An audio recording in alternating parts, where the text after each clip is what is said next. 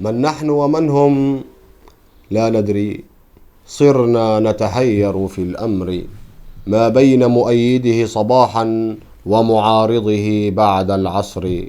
إني لا أدري فيما ضيعتك يا عمري. هل هذا ما كنا حقا نرجوه في بدء الأمر؟ لم نتعلم من ثورتنا، ما زلنا نغرق في شبر. ما كانوا يوما أحرارا، بل هذا فن الترقيع ما بين الفينة والأخرى، لا بأس ببعض التكويع.